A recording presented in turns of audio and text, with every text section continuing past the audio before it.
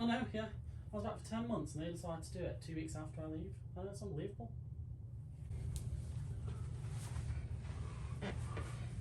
How's that? Is it, we can actually see your bottom half in the shot. Can you not just move it up a little bit? No. Have you got the pants? Yeah, no, I think they're in my suitcase somewhere. I just need Yeah, to can you get them, please? Yeah, I can do. Okay, yeah. Why are you not wearing any fucking pants? Joe, you've still got your mask on. Yeah. There you go.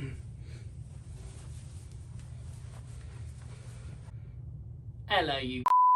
Sorry, you can't say that. Why not? It's a family show. Think about little Louis. Oh, come on, I've been putting in the groundwork for 5 months to make that his first sentence. No.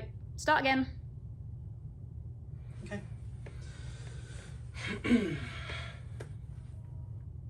Hello. For those of you who don't know me, which I'm hoping is very few, I'm Joe. I'm Alex's brother and best man. I've known Alex a long time. We met in the 90s. We spent a lot of time together growing up. We were typical brothers. We would play together, have fun together, argue, fight. Alex would always win. If you put us next to each other back then, it would look like Alex raided the kitchen and Dawn never fed me. Yeah, it was little and large. He could snap me like a twig. That meant that I had to utilise intelligence and my surroundings in order to get the upper hand. I thought I did it one time. We were fighting and I managed to spear him into a bookcase and he let out a large groan, which I thought meant I'd won.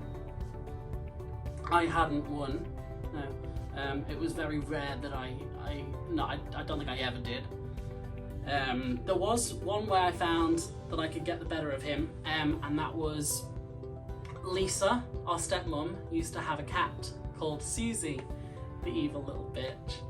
And she hated having her tummy scratched. If you scratched her tummy or stroked her tummy, she would just claw the hell out of you. So what I used to do was wait for Alex to sit and stroke Susie, and I'd sit down and I'd reach my hand down between his, or underneath his, and stroke her tummy, pull out my hand and run away, and sit back and watch as Susie mauled Alex's hand and arm. I was proud of that move. I used it a few times. I mean, it wasn't really me winning in a fight. It was more just me inflicting violence on him through the medium of a cat. Safe to say, I was happy then when Corey joined the friendship group. It was nice to finally have someone I could beat in a fight, with him being 5 years younger than me. The brotherly bond we had was strong. We would always go to each other if we needed anything. Alex tended to come to me to run things by me, any plans or ideas he had, generally just seeking confirmation he was doing the right thing, which he usually was. And I could always go to him if I ever needed anything.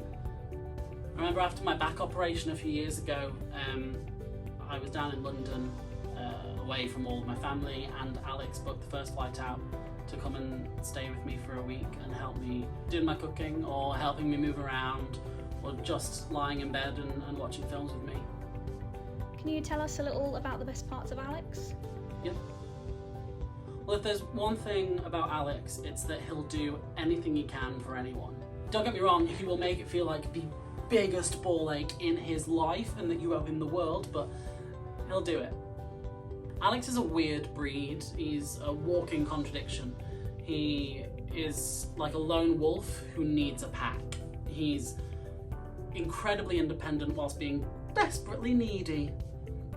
He's also the most anal person I've ever met in my life, with his days being structured down to the minute, planned weeks in advance, and it would have taken someone really specific to have been able to fit into that, or to have made him break it. He would joke that he needed a part-time girlfriend, someone who could fit into the hour a day that he could schedule for her. And then he met Alice, who was accidentally already a part of his routine. Meeting at CrossFit and bonding over a shared passion meant that they fit together perfectly. I first met Alice at a CrossFit competition when I went to watch them compete in Manchester, and we hit it off straight away. I remember the whole group laughing all weekend, and after spending some time with Alice, I remember thinking, this is a girl who could put Alex in his place. I sat next to Alice on the plane home, and she dared me to reach over and slap Alex on the head, which I said, no, not a chance, you would knock me out. So I told her she should do it, and she did. I was surprised she had the balls, but she did it anyway. And she reached over, slapped him on the head, and he darted round, saw that it was her, laughed, turned around and sat back down. And I knew at that moment that he must have liked her. Upon getting back to the island, I remember telling a few people that I thought that they would get together.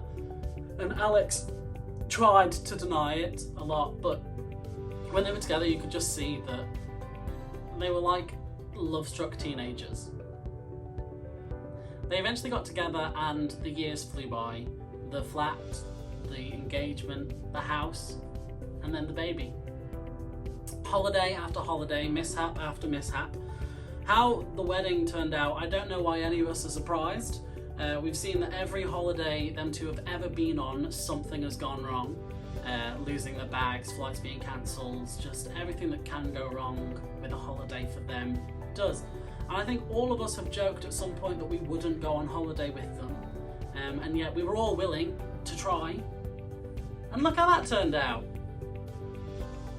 I've been lucky for a short time last year and in the latest lockdown to have gained a unique perspective into Alex and Alice's relationship by living with them, which all I have to say is good luck. No, I'm joking. Alex, as we all know, is a bit of a nerd, and in this last lockdown he bought some digital interactive artwork that he was incredibly proud of, that he spent all day playing with and trying to tell us about, and it went on and on and on, which provoked probably my favourite thing that Alice has ever said to him. She turned to him in... Sorry, can we cut there?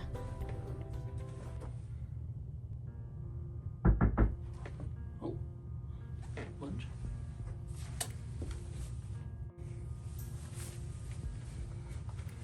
Sorry, where were we? The NFT. The NFT. Yeah. She turned to him and silenced him with one sentence, which I'm sure will be used again. She said, Alex, this is so fucking boring. It was a glimpse into their married life, but also it showed me Alice will give as good as she gets, and she won't take any shit, which will make them perfect together.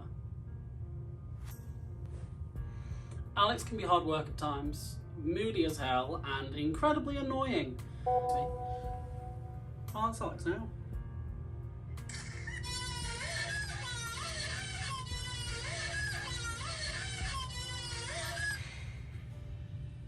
But he will also do anything he can to give you the life that you've dreamed of. There's a little quote that I found with an unknown source that I'd like to read for you. Love isn't perfect. It isn't a fairy tale or storybook, and it doesn't always come easy. Love is overcoming obstacles, facing challenges, fighting to be together, holding on and never letting go. It is a short word, easy to spell, difficult to define, and impossible to live without. Love is work, but most of all, it is realising that every hour, every minute, every second of it is worth it, because you're doing it together. I am genuinely devastated not to be there with you today. I feel incredibly lucky for the time that I've spent with you over this past year, and for the love and support that the two of you consistently show me. And it is my absolute pleasure to welcome you to the family. You gonna do a toast? Yeah, I probably should, shouldn't I? Please join me in raising a toast. Hang on, you're out of shot. Oh. Please join me in raising a toast. Sorry. They say you don't marry the person you can live with, you marry the person you can't live without. And that sums up Alex and Alice perfectly. To the happy couple. Goodbye, you. Alright, I think we got everything we need.